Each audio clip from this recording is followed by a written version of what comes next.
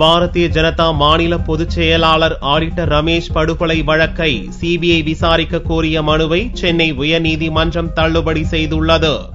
கடந்த 19ஆம் தேதி சேலம் மரவனேரியில் தமிழக பாரதிய ஜனதா கட்சியின் மாநில பொதுச் செயலாளர் ஆடிட்டர் ரமேஷ் படுகொலை செய்யப்பட்டார். இவ்வழக்கை சிபிஐ விசாரிக்க உத்தரவிடக் கோரி சேலம் மாவட்டம் நாகவல்லி கிராமத்தைச் சேர்ந்த ரமேஷின் நண்பர் மனோகரன் சென்னை உயர்நீதிமன்றத்தில் மனு செய்தார். ரமேஷ் படுகொலை சம்பவத்தில் பிற மாநில பயங்கரவாத கும்பல் சம்பந்தப்பட்டிருப்பதால் சிபிஐ விசாரணை கோருவதாக மனுவில் குறிப்பிட்டிருந்தார். இம்மனு கடந்த 31ஆம் தேதி நீதிபதிகள் ராஜேஷ்குமார் அகர்வால், சத்யநாராயணா முன் விசாரணைக்கு வந்தது. அரசு தரப்பில் சிறப்பு புலனாய்வு குழு அமைக்கப்பட்டு விசாரணை நடந்து வருவதாக தெரிவிக்கப்பட்டது. இதையடுத்து தேதி குறிப்பிடாமல் வழக்கை நீதிபதிகள் ஒத்திவைத்தனர். இந்நிலையில் வெள்ளியன்று இவ்வழக்கில் தீர்ப்பு வழங்கிய நீதிபதிகள் சிபிஐ விசாரணை தேவையில்லை என்று கூறி மனுவை தள்ளுபடி செய்து உத்தரவிட்டனர்.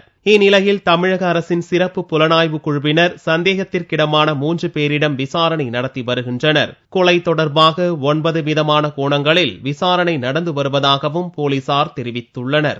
ஏற்கனவே பக்ருதீன், பன்னா இஸ்மாயில் உள்ளிட்ட 4 பேர் தேடப்படும் குற்றவாளிகளாக அறிவித்துள்ள போலீசார் பெங்களூரு பாரதிய ஜனதா கட்சி அலுவலகம் அருகில் நடந்த குண்டுவெடிப்பு சம்பவத்தில் சிறையில் உள்ள குற்றவாளிகளிடம் விசாரிக்க முடிவு செய்துள்ளனர்.